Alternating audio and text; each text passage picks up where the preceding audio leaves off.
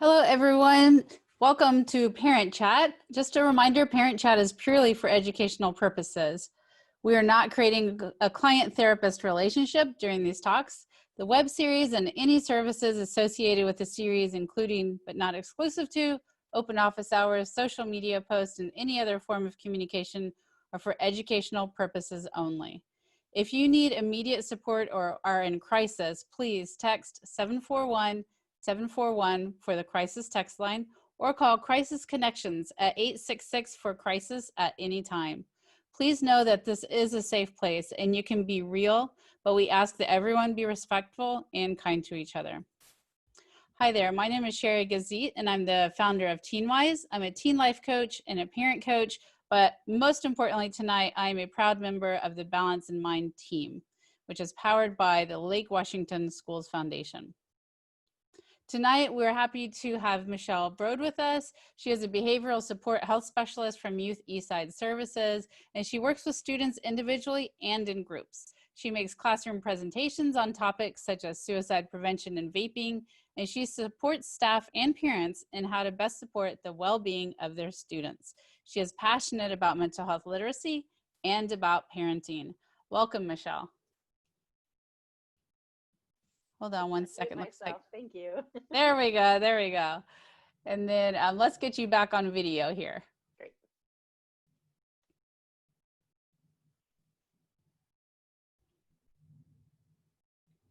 Okay, let's see. 1 second, everybody. We'll get there.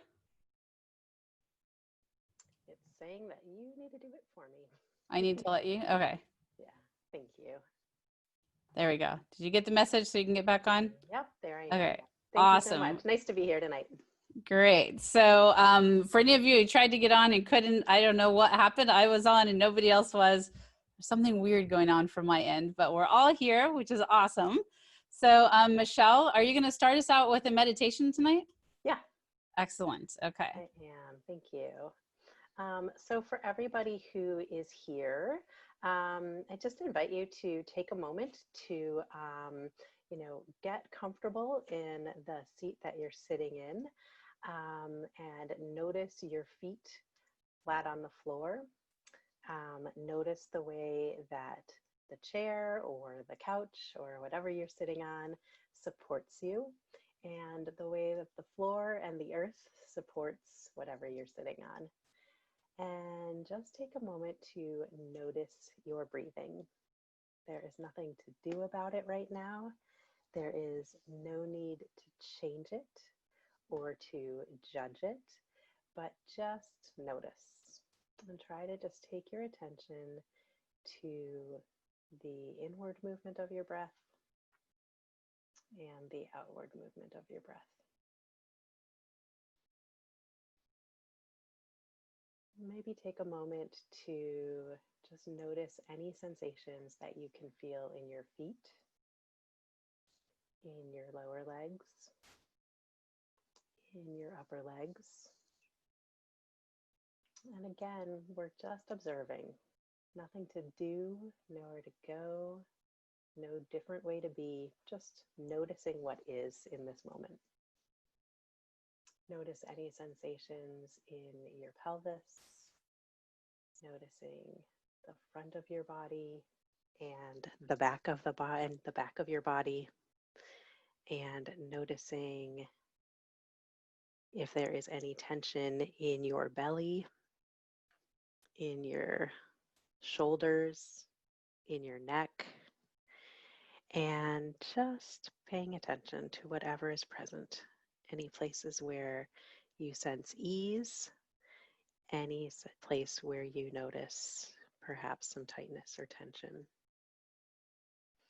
Let your attention come down through your arms, noticing your upper arm, your lower arm, your hands, noticing any energy you feel, noticing any places of stuckness, just noticing whatever sensations are present. And then just to get a felt sense of your head. So feeling the back of your neck, the front of your neck, your scalp, all those muscles of your face that do so much work every day. and just really paying attention to what is present in this moment.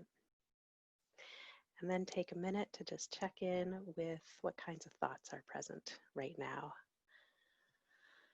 What's the quality of those thoughts? What's the sensation of those thoughts?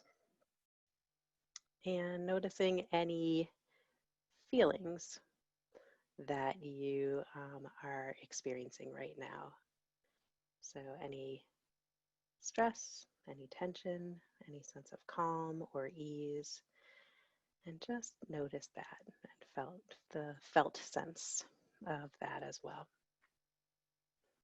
Take another breath in, another breath out, and just maybe start wiggling your toes, wiggling your fingers, just noticing what it's going to take for you to kind of come back to this moment and shift gears to dive into our conversation for tonight. And when you're ready to do that, you are welcome to kind of come back for our conversation.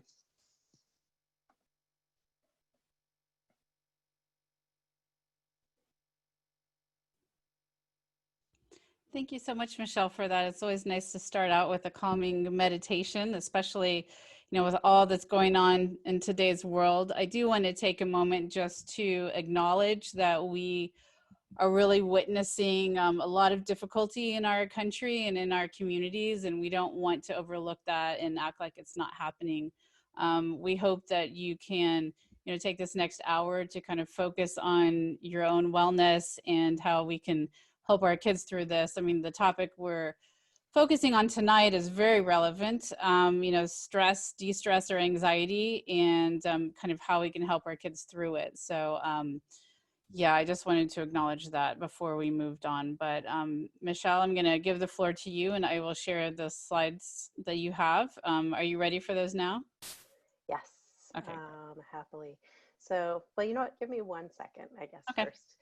So I just want to set the stage a little bit because in a moment we're going to dive a little bit more deeply into the questions around stress and distress and anxiety.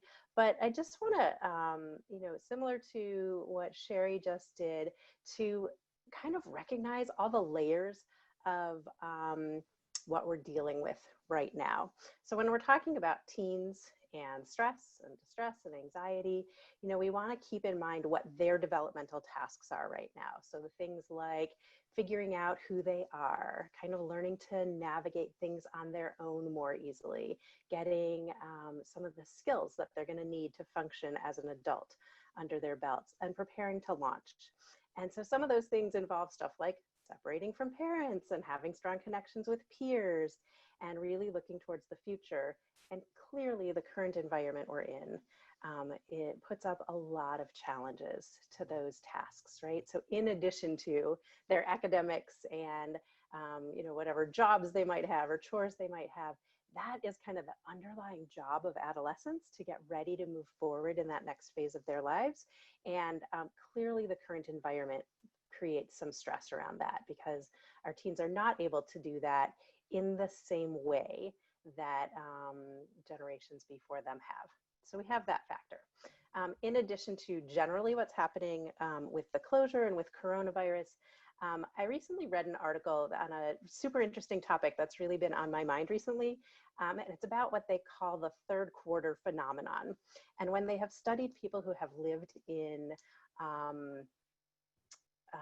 like extreme isolation situations, so like in submarines at the bottom of the ocean for months on end, or in the Antarctica over the winter, or on the space station, they have found that when people get past like kind of a halfway mark, that they start like feeling like the end is in sight and feeling eager to move on. And that because the end is not right there, we get to see a lot more interpersonal conflict and a lot of kind of aggression rise. And there are some people who are feeling like that could describe our situation with the shutdown as well, right? We're starting to talk about opening up. We're talking about trying to get back to a sense of normal that we've experienced before, and that we're not quite there yet. And so the frustrations around kind of being stuck in that in-between place are starting to come out.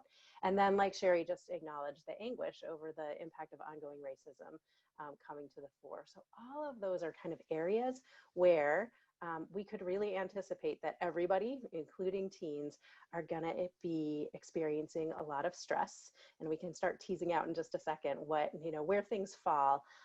And just really acknowledging that all of these provide us opportunities to build resilience. So I'm hoping that our whole conversation tonight can be acknowledging what the challenges are and really seeing the opportunities that are present to us as well. So I would go ahead and take that first slide, Sherry, as we talk about the kind of distinctions here. Okay, So sure, I will just start talking while you are pulling that up. Great. Okay. So I just want to start off with some definitions, and we can find hundreds of different definitions for each of these words. I picked a few to give us a place to start. So stress is really the body's reaction to a challenge or demand. And stress has many positive functions. We do very well to acknowledge this in our own lives and to talk to our youth about it. So stress can inspire us to prepare for a test. Stress can inspire us to practice for a concert we have coming up. Stress can really help us focus on on a tennis tournament that's coming along, right? So having that sense of like, oh my gosh, I am facing a challenge. There is a demand in front of me that I am nervous about, can really inspire stress. Stress becomes problematic when it becomes chronic. Right? Our body is used to responding. Our bodies are kind of built to respond to stressful environments or stressful situations on a short-term basis. And we can function well under short-term stress. When we experience long-term stress, that's when we start seeing challenges. When we think about distress, we're really thinking about an acute situation. So acute mental or physical suffering. And I think some of the words that we would associate with that would be things like sorrow and pain and misery and agony. And it's painful, absolutely. It is, oops, I think we're going to go back. Thank you. It is absolutely painful. It is less useful, right? Like stress can serve a positive function. Distress is not generally going to serve a positive function. It is sometimes a part of life. And so ideally, we're looking for that sense of acute distress to be a relatively short period of time. And then as we think about anxiety, that is really an emotion characterized by feelings of tension, worried thoughts, and physical changes. And so what we want to pay attention to is our bodies are designed to have alarm bells that go off, right? If we are stepping into the street and see a car coming our way, we want that immediate sense of danger to jump right up and inspire us towards action. If we step out of our house and are consumed by the notion that a car could come around the corner when we're not anticipating it, that's when we're tilting into anxiety, right? It's when those alarm bells go off, when there is not actually an immediate danger. And often those alarm bells go off because of thoughts that we're having. And so when we notice that a teen is experiencing those kind of heavily distressing and they are very genuine and real experiences for the teen. But when we notice that they're experiencing them often, that it's that level of anxiety is going on for longer than usual, and that it's causing disruptions in terms of them being able to do the things that they need to do or the things that they want to do, those are the times when we get concerned. Michelle, and I just want to say, we talk about teens a lot and you're using the word teens, but this is relevant, obviously, all the way down to preschool. Sure. It looks a little bit different. Absolutely. Absolutely. Yeah. So I think on the next slide, we have some ways in which, and I'm guessing that any parent on this call may be able to share with us how this looks in their world. The experience of anxiety has grown in children over the course of the past several decades. There are lots of different theories on why that's happening, but we can see changes in sleep, either sleeping more or sleeping less. We may see tears. Those could be tears of sadness, of anger, of frustration. There's a whole range. We have irritability, headaches and stomach aches are very common with people who experience anxiety, because at times we are not even aware of what's happening kind of with our thought process. And it just shows up as like, there is distress in my system. I don't feel well. And they are actual experiences of physical symptoms that often have a lot to do with the anxious thoughts that people are feeling. I see a lot of people in the chat. I see a few people in the chat kind of acknowledging, like, we see all of these and that I'm experiencing them also. So yeah, this is not an arena we're unfamiliar with. Reassurance seeking is often a key factor, right? If somebody is feeling that level of distress and feeling like danger is imminent, you can imagine that wanting to feel better is a key part of that.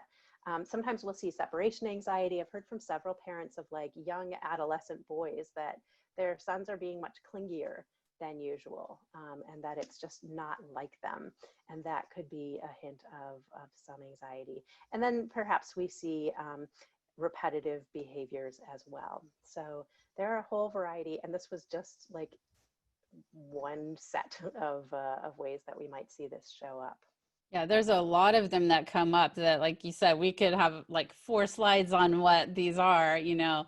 And one thing that's interesting to note is that stress is noted as the #1 proxy killer by the American Medical Association, meaning that stress is not what would be on the death certificate, but it is what caused, you know, elevated heart rate, you know, a stroke, a heart attack, you know, some other things that just were long term that eventually caused death. And now, you know, in our teens, we're not talking long term enough for that to happen, but we Right. certainly don't want them to be starting these patterns at such a young age. For sure. And we definitely, I mean, there is well documented connections, for instance, between stress and obesity. It has to do with the level of hormones, the stress hormones that we're feeling, and how our body responds to that. And we just know that stress decreases our ability to fight off other, you know, illnesses. And so there's a huge connection. So yeah, very, very important. So I see one question about being distant. You know, there are a million ways that this can show up, and being distant could be a factor of stress. Sometimes, you know, if you think about that developmental process of like trying to manage things on your own and have your own identity and be independent, that maybe if someone is experiencing anxiety, they may want to, you know, hide and not be as present in the family or in other relationships. So that could be a factor. Being distant can also be a factor in other challenges, such as depression, which we'll be talking about next week. And sometimes it's just garden variety irritability, right? So I can't say for sure, but I also wouldn't say it for sure has nothing to do with anxiety. I also see a question about repetitive behaviors. So you can certainly think about the things like that would fall more into kind of obsessive compulsive disorder. So whether that's like checking to make sure that the stove is off or washing one's hands repeatedly, but it can also be things like checking your grades in the online grade book 50 times a day. It can be editing your essay 12 times to make sure there are no mistakes in it, right? So it often that perfectionism and anxiety kind of come closely together. And so you can see those repetitive behaviors show up in a variety of ways, some of which our society really applauds, and some of which can at the same time be very disabling to the people who are experiencing them. And in some ways, it's an attempt to control what they can't control. Absolutely. Yeah, right. So I think I do see a question. Can anxiety and depression occur simultaneously? Absolutely. And there are times where, for instance, somebody's depression may make them more anxious, and there are other times where somebody's anxiety may make them feel more depressed. It kind of depends on, you know, just a person's experience of it and kind of which seems to be leading. But yes, absolutely, co-occurrence with those two is not uncommon. So. And the next question we'll hold off on because we are going to touch on how do we help our kids to manage it. Yes, so that will be our next slide. We'll kick off that conversation and then we will go from there. So a few things about how we can help. So first of all, those first 2 points, listen and understand. And as parents, we really just like, we kind of want them to get over it. And we're like, it's not a big deal. Don't worry. It's not going to happen. And unfortunately, those things don't generally do anything to soothe someone's anxiety. And so I think it's really important to hear what your child is experiencing, and then to really understand, like, what is this like for you?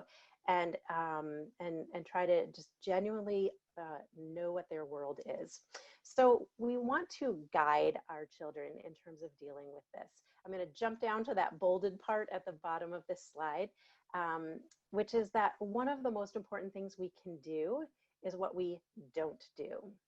Anxiety tells people who are experiencing it to avoid the stressor. It makes sense. That's a survival instinct, right? If we think something's going to kill us, clearly we're not going to be eager about approaching it. But we have to recall that with anxiety, it's a false alarm, right? And so there's a sense that something is life-threatening when it actually isn't.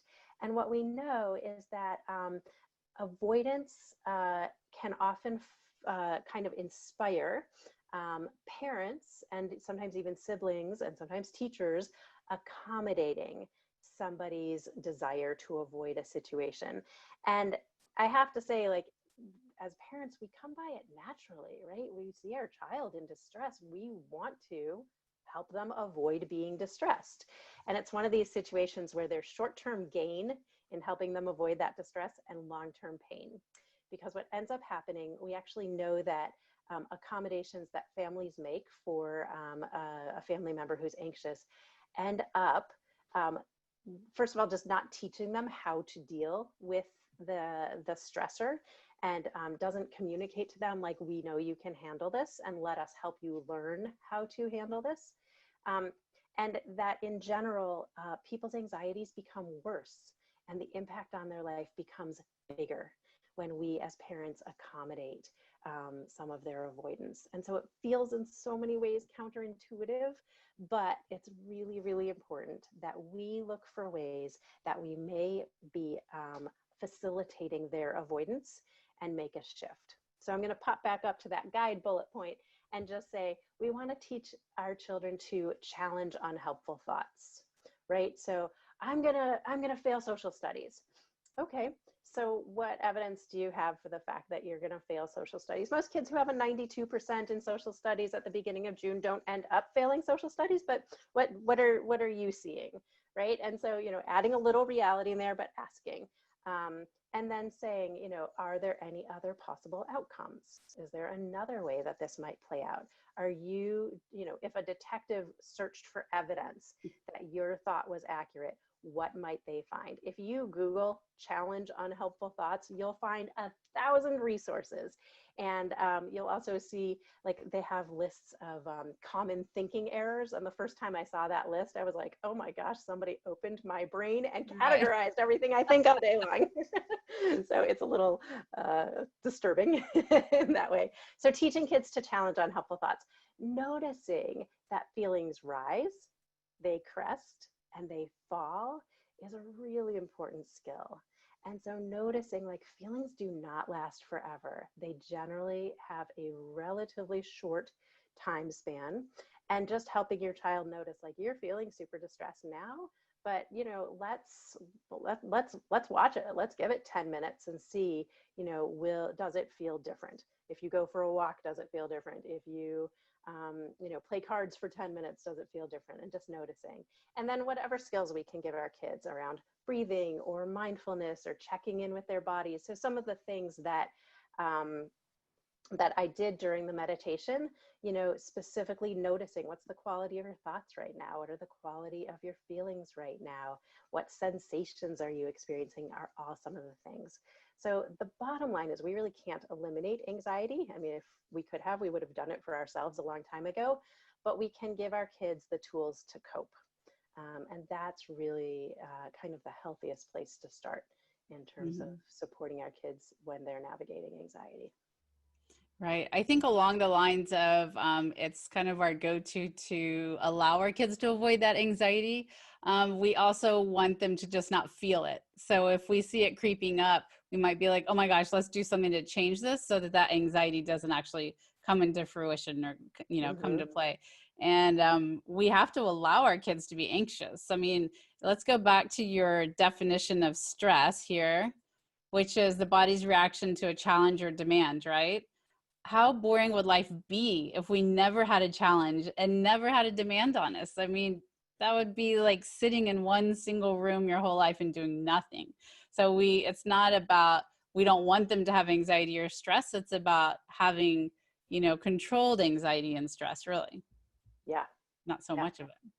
Absolutely. And to really learn that you can tolerate experiences that are unpleasant, right? I mean, I'm sure every single person on this call could give us an example of something unpleasant that happened in their day today. And, hopefully the vast majority of the time, we feel like we have the skills to deal with that, whether it's in the immediate moment or sometime in the next few hours. And we want our kids to also have that sense of being able to handle it. And when parents kind of with purely good intentions and in a very well-meaning way, kind of protect their kids from that, they're actually kind of robbing them of the opportunity to discover like, oh, I actually can handle this. This is okay. Hmm. Yeah, and if we jump in all the time, we're saying, yes, your anxiety is right. You need to completely avoid it. And we just have to let them see, like you said, the strength that they have, that they can do it. Hmm. Yep. Yep. It's true. So part of what we do in therapy is to, first of all, teach kids coping skills and just learning how to tolerate that distress in really manageable ways. So we don't go to the scariest possible scenario for them, but just like, think about something that, if for instance, a student is dealing with a fear of spiders, right? We're not going to ask them to hold a spider straight off the bat. We might actually ask them to picture a spider in their mind, or to say, I have a picture of a spider on my laptop screen right now. What's it like for you to sit in the room knowing that there's a picture of that here, right? So we find really tolerable ways and then look at how do we manage the distress with that and show them like you really can cope when things are hard. And then in therapy, we kind of slowly build up their ability to approach the things that they are anxious about and simultaneously notice that they can handle it. Hmm. Michelle, you just happened to pick the thing that I'm most scared of. Oh, I'm so sorry. It's all right. I'm just picturing as you're saying it, I'm like, oh my gosh, I Oh, haven't read it don't up. talk about it. No, I that's said maybe okay. I it's need messed up with some me of that. talking about spiders. I had my exposure therapy for today. All set. Oh And did my you God. tolerate it? I tolerated it. I'm still here, still There you standing. go. Good job. That's Yeah. funny. Okay, so I think that's the end of your slides, right? Yep. Yep. Okay, so open for questions as always. So we're talking about anxiety, we're talking about stress. What is it that, and let's answer this in the chat box. What do you see right now that your kids are most stressed about? And it looks like we have someone raising their hand right now. Let me get to you. My controls are really weird today, but okay, let's see here. So go ahead, Michelle, if you have anything to add, and I will look and see if I can Mhm. find the raised hand here. No problem. Yeah, so I would imagine um, that we're dealing with stresses in a lot of ways, right? So we're dealing with the stress of being home and the uncertainty of the end of the school year, and there are lots of factors that are going on.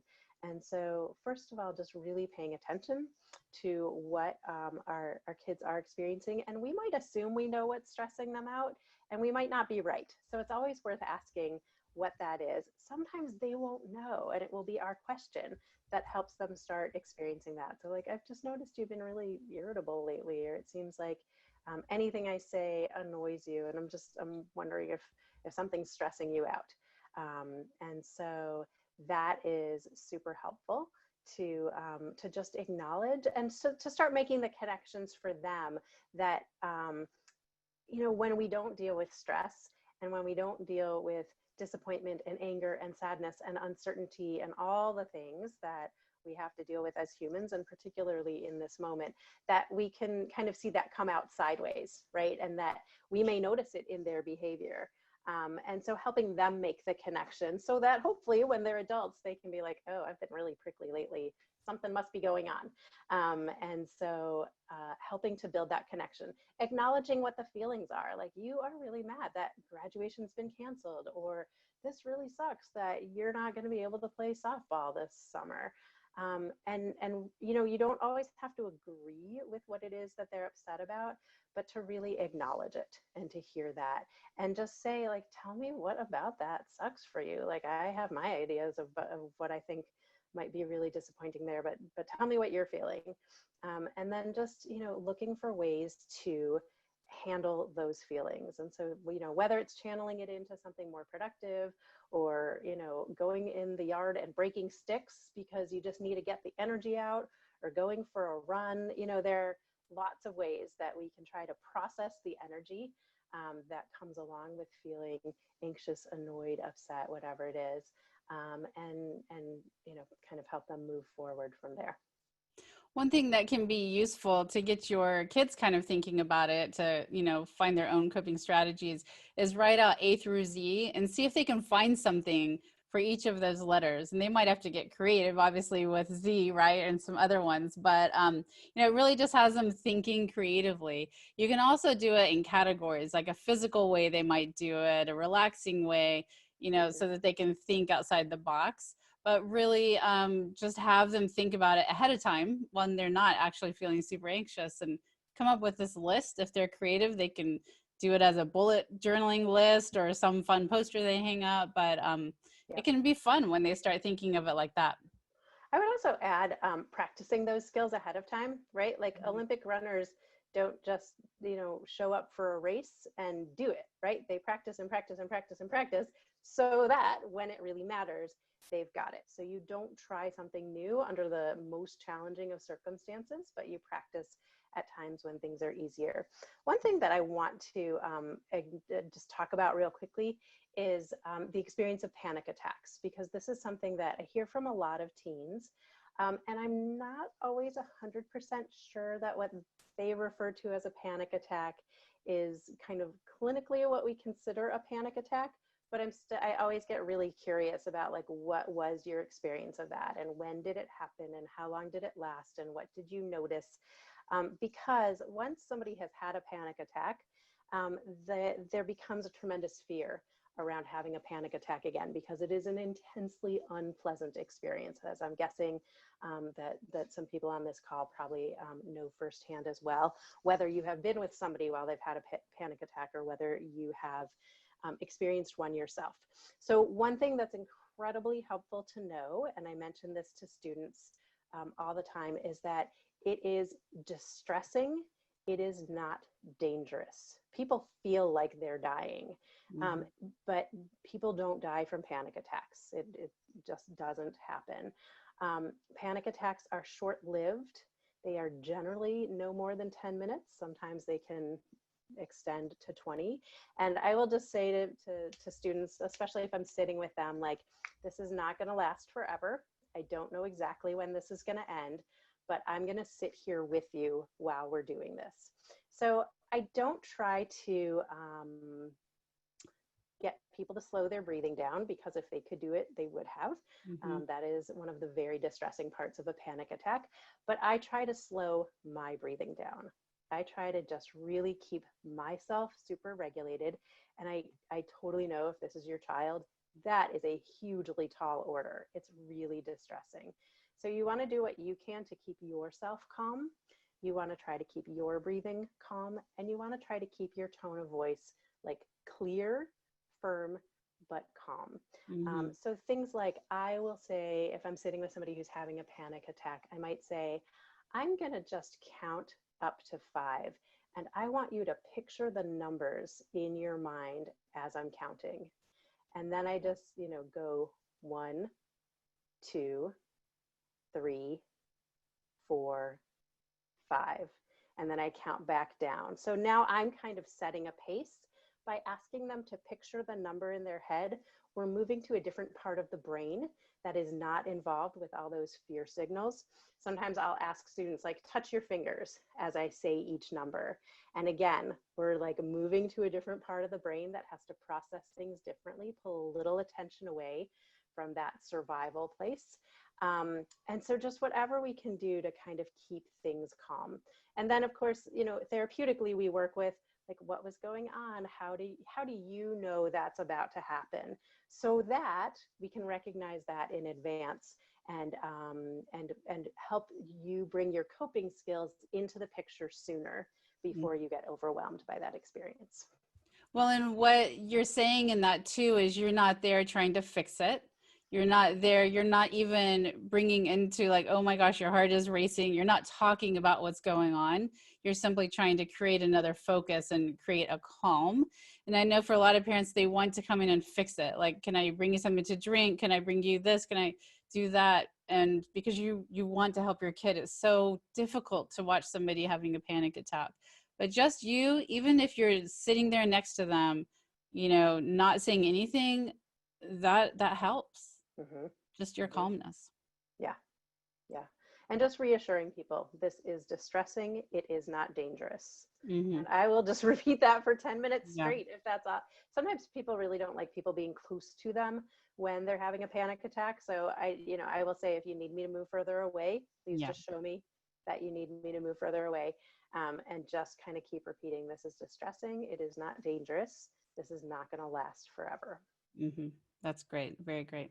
Okay, so we've got a couple of questions that are very similar. And this is something that right now in this day and age, I see a lot of. Somebody's super anxious, maybe even on the verge of a panic attack, but there's nothing specific about it. They have no idea why they're feeling like that. So what do you do in those situations? Mm-hmm. Yeah. So there usually is some sort of thought underneath. And it could just be like, nothing works. I can't do anything right. Everything's going to be terrible, right? Like, we don't know necessarily what the thoughts are. So sometimes I will just ask people, like, do you notice any unhelpful thoughts right now? You know, it seems like you're feeling really stressed. And I'd imagine that there are some unhelpful thoughts there.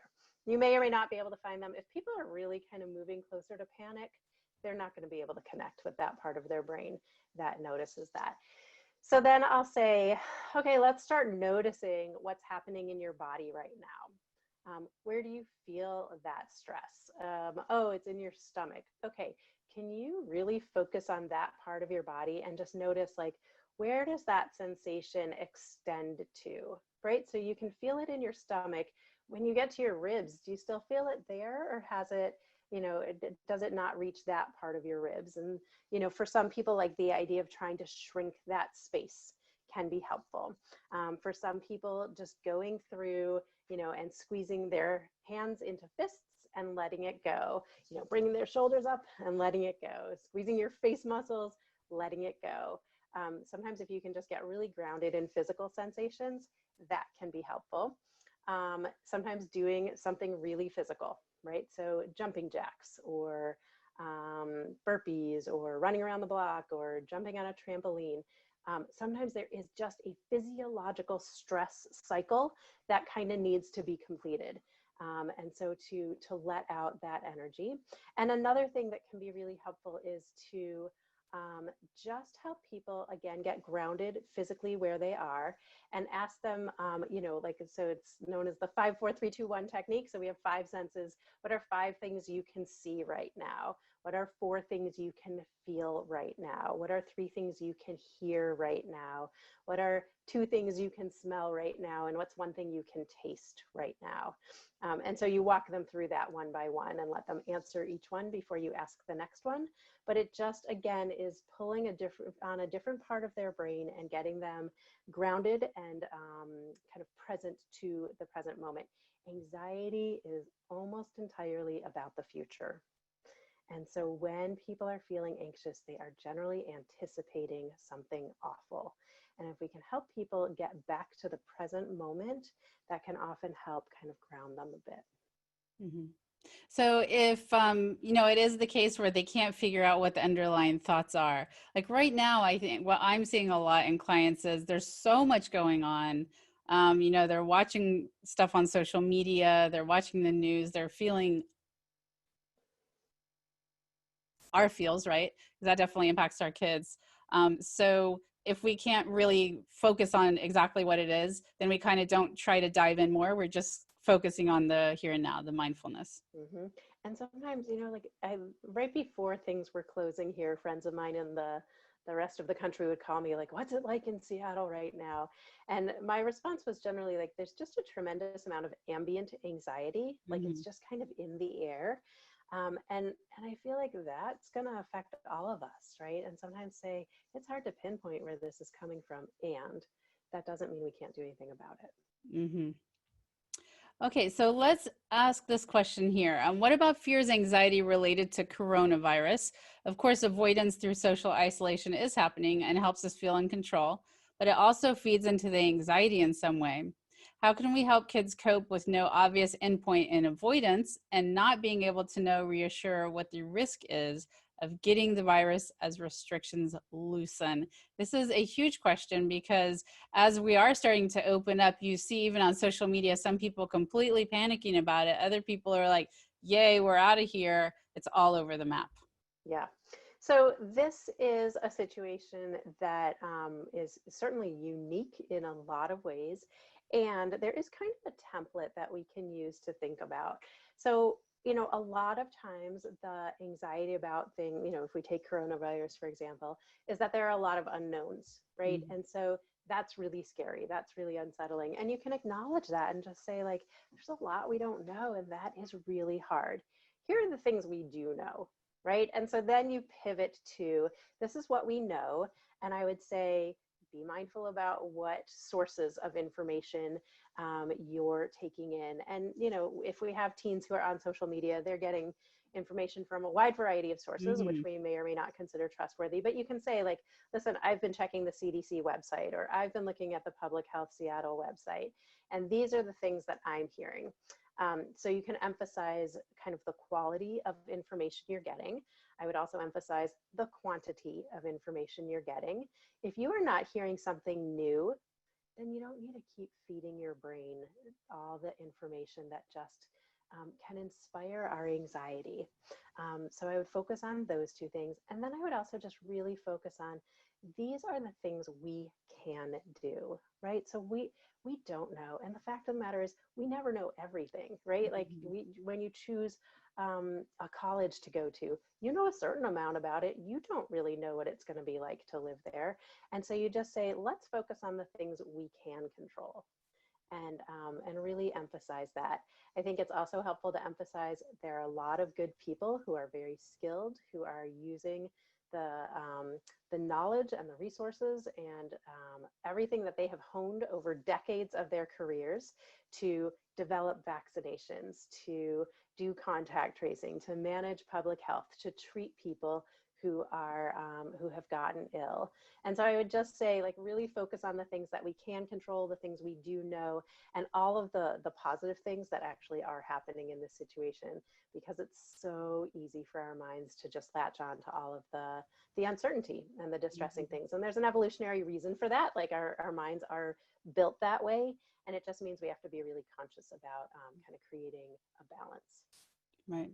One thing right now that I've been kind of encouraging kids to do is to find a way to feel helpful because right now they're feeling pretty helpless. So it might be making cards for a local, assisted living or pantry packs or, something where they're like, okay, I can't do a lot, but here's 3 or 4 things I can do. And for some people, they started, printing ear guards or printing or sewing masks. There's lots of different ways that if your kid's kind of feeling that helplessness, that you can help create a list so they can make a difference. Yeah, it's huge. Okay, so let me ask the next question here. My daughter has been diagnosed with generalized anxiety disorder and depression and is getting treatment and medication for both, but she is still struggling. The mom asked her last night what's causing the anxiety, and she said really nothing in particular, so it's generalized. It just Mhm. comes. takes over and she feels it, and it doesn't have to be based on anything. Sometimes it's so bad it makes her depressed, and sometimes just crippling anxiety. She keeps thinking about the homework assignments hanging over her head, which is making it worse. And she said that it was unrelated to the mom projecting the idea of get the work done. And let's see, what alleviated the anxiety or made it worse. I'm sorry, I don't quite get the last of it, but you get the gist of that question. Yeah. Yeah. So, I'd be curious to explore. Okay, so I see the parent adage, so you made it worse by projecting that question. Right. So, you know what? As parents, we live and learn, right? We do something that we think is going to be helpful. We're offering our best, and sometimes we're like, "Oh, that failed. Now I know," right? And so, like, have some compassion for yourself, because we are all, we're all human.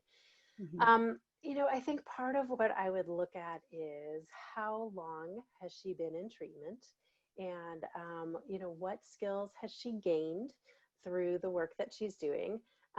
In general, anxiety can is well treated in cases where getting therapy and or medication is necessary.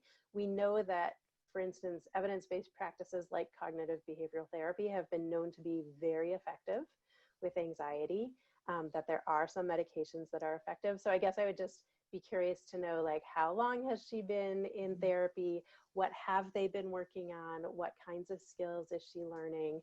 So that you can help reinforce those in moments where it's hard. You can even ask her to teach you some of the things that she's been learning, if that's a possibility. Some students will be open to doing that and others won't. And I guess I would also, so in treatment since mid-February and meds since mid-March. So those are still relatively new.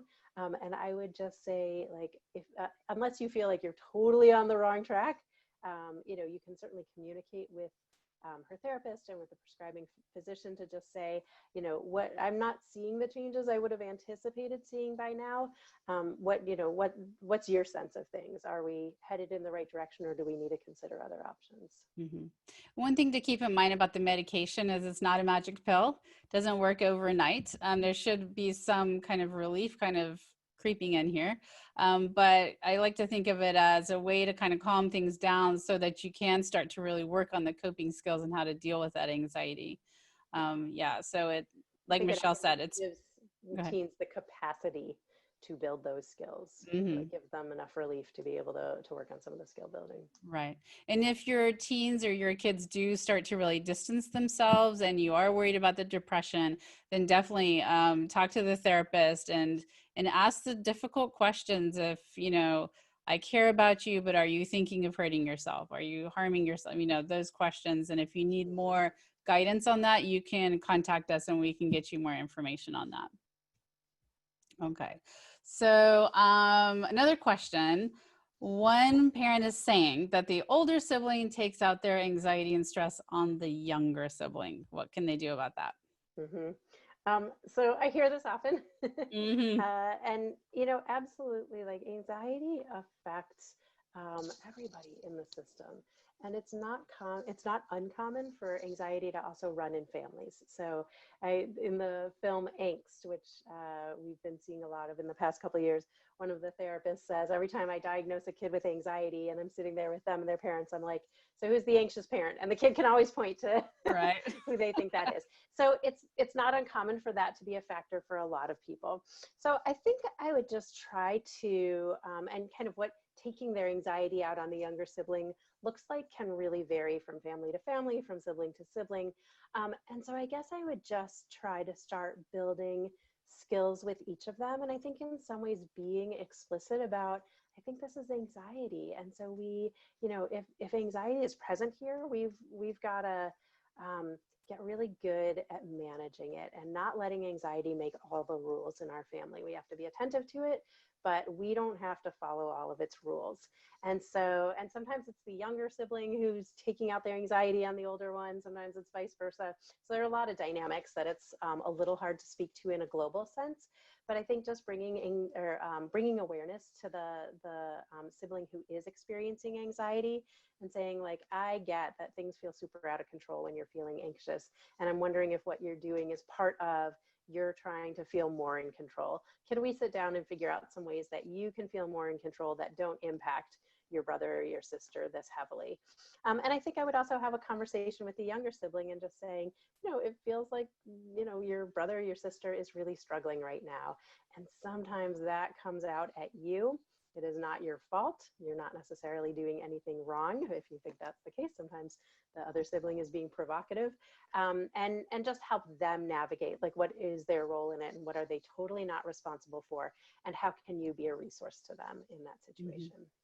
Yeah, and I think it's great also to say you can come to me if you need to, you can leave the room, give them the skills. If your brother or sister starts going off on you, then here are the steps you can take. Mm-hmm. Yep. Mm-hmm. Okay. Yep. One of my favorite questions with siblings, and it does not in any way specifically relate to anxiety, is that when siblings are having a hard time with each other, to ask them, can you guys work this out, or do you need to go your separate ways? And that revolutionized my life. Mm-hmm. And so certainly at the beginning, we had to spend a lot of time teaching them what working it out looked like. And we also had to teach them what going their separate ways looked like. Right. It didn't mean going into a different room and fighting not around us, All right? right. And so, I think because in life that people we aren't getting along well with, our choices genuinely should be to work it out or go our separate ways. And so I think that's a super helpful tool that I've used with siblings that I think can apply in situations like this also. And I think it's kind of like what you were talking about with the panic attacks, like stay calm. Like if the siblings are fighting, the worst thing is to come in and you start screaming and losing your cool, and then it just, blows up. So, Yeah. and that's a very hard thing to do sometimes, especially if you're trying to work or you're trying to get stuff done and you just hear them going at it, especially right now. Yeah. Or if you're identifying with like the older sibling or the younger sibling, right. like, that happened to me when I was a kid. So, Mm-hmm. yeah. Yes. Oh my gosh. Yeah. Our whole stories can come into it. Like I was the youngest of three. So that's definitely with my three kids. I'm like, for the little one, she can't put up with this stuff, don't do that. So we have to be mindful of those stories we're bringing in. Yes. Yeah. Okay. Let's see. Someone's asking about, can you suggest a good cognitive therapist? And I will say right now, it's a little bit difficult because so many people are seeking therapy, which I'm thankful people are reaching out for help. But where does somebody start to look for a therapist? Yeah. So I will say I work for Youth Eastside Services, and our work is founded in evidence-based practices, primary of which is cognitive behavioral therapy. So our agency is currently accepting new clients. We're working primarily via telehealth. That works well for some people. It doesn't work as well for other people. So that's one place to start. Another place that I have had families have success with is Psychology Today has a therapist finder. So if you just go to the Psychology Today website, I can't remember what it is, but it's like somewhere up at the top. Yeah. And you can see find a therapist, and you can click on the location. I think you might even be able to search for particular modalities that they use. So I see both of those have come up in the chat. How to access services through Youth Eastside Services and searching through Psychology Today. One thing I would say is when you are searching, the ones who have fewer things listed are generally better than the ones that have every single thing under the sun listed.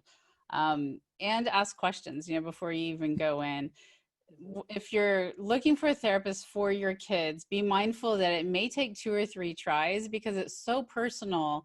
It really is important they find a good match for them. So you may even get a recommendation to somebody who is amazing and your kid doesn't find them amazing or doesn't connect with them. So you just have to be open to it. It may take 2 or 3 tries and give your child as much control as possible in finding the therapist that works for them. Somebody's asking if YES accepts insurance. Yes, We Okay. do. I don't know the ins and outs of all that. I don't handle that side of the process, but the people who answer the phone, if they don't know the answers, they can connect you to our billing Okay. office and they'll help you out. And does YES also work on a sliding scale? Hmm. Okay, Absolutely. great. Okay. Someone is asking here, my daughter's depressed by the demonstrations and violence, which I think a lot of us are really feeling those with all this stuff happening around the country. She's watching the videos and reading constantly about it. How can this mom help, or dad help find a healthy balance and not internalize these events? Hmm. Hmm. Yeah, and this is a reality. We're juggling around these issues in this moment, and this is a reality that we have to juggle in so many ways, right? About so many things with media and kids' access to it. So I think I would just start off with a conversation of, sometimes we feel like to get our heads around something or to feel in control of what's happening, we just want to consume as much information as we can. There's absolutely good intent around it. The week before things closed for COVID-19, I was just checking the news on my phone like every 2 minutes and realized I was driving myself batty. Like it was just not helpful. And so I think to really pay attention and help your daughter cultivate some understanding. Like it sounds like you just really want to get on top of this, and we just know that consuming that much information about this can often like not be helpful, right? We can feel less involved or less powerful when we just get inundated by this. And just talking to her about like, how are you feeling before you start looking stuff up? How are you feeling when you're watching it? How do you feel afterwards? Where do you feel engaged? Where do you feel powerful? Where do you feel like you have a voice? Where do you feel like you can make a difference? And sometimes that like compulsively checking media is a way of wanting to feel involved. And, we figure when you post something on Instagram, like you've taken a stand, but like, is that really helping you feel like you're making a difference? And helping them think through where where they can do that. Mm-hmm. So I see, Michelle, as always, time has flown by. I do want to bring up one workbook for teens that I think is very helpful. Like if they really need help, I highly recommend reaching out to a therapist or a coach and really having them work with someone. But this is a great book, and it's good for parents too, feeling better, the CBT workbook for teens. And so if you have a child who's experiencing a lot of anxiety and such, that's a good book for you to have, just so you can look at the negative thinking patterns and how to switch from negative to positive thinking. So even if your kid is not interested in looking at this book, it's good for you to have the tools and to kind of understand a little bit about CBT, because it's very powerful. It's just, changing your thoughts and your perceptions, and it's really does a lot. Somebody's asking for the book. I'll put it up here, but it's called Feeling Better CBT Workbook for Teens. And the name of it is in the chat also. Yeah. Okay, so as far as, let me go back to before we end, people asking about how to find resources and how to find counselors. Because there was something put out. I received an email today that Evergreen is partnering with some schools. So look at your emails from the district, because there is some information about how you can connect with people who are offering counseling services through the district. Yep. There's also the, I think it's called the Garage up on the plateau, that is offering office hours, like counseling hours. So look for them. I think, do you know what it is, Michelle? Is it the Garage Teen Cafe? Yeah, and that's in downtown Issaquah, right near the Issaquah Community Center. Mm-hmm. Yeah. And every Lake Washington middle school and high school has a Youth Eastside Services counselor on my team, and we are available. We all have office hours every week, and you can reach out to us, even if you just call the front desk at YES and ask how you can get connected to one of us. You can do that as well. Great. So there's a lot of resources out there, and you can always get in touch with us at Balance in Mind if you need some more, and we will look for resources to help you out, because really that's what our whole goal is to connect parents with resources like Michelle and YES. So if we don't know offhand, we will do what we can to get you connected to those resources. Okay, so let me see one here. Okay. All right. So, Michelle, I think we're done for tonight. Awesome. We can definitely continue this conversation on Facebook. So, for those of you who are on Facebook, look for us in Balance in Mind, and we will put up some resources and such in there. And we always kind of take some of the questions we answered in our webinars and put it up there too. This will be uploaded to our YouTube site, which I believe is also just Balance in Mind. And if you want to share it with people, because I know someone was asking, how can you access this later for other parents who are interested? So YouTube and Facebook would definitely be a place that you can look to access this later. Yep. Great. Excellent. And next week we'll be talking about depression. Depression. Okay. So a few of you asked about depression. So join us next week and we'll dive into that more. You can always give us questions ahead of time if you want to email those to us so we can kind of have them in queue and ready to go. Everyone, thanks for joining us. And Michelle, thank you for lending your voice and your expertise to this very important discussion right now. And I hope to see everyone next week. Meanwhile, we're going to hop off, but the chat's going to stay open. If you can just give us a couple of things that you took away from tonight, some aha moments, as we'll call it, we'd love to hear those. Good night, everyone.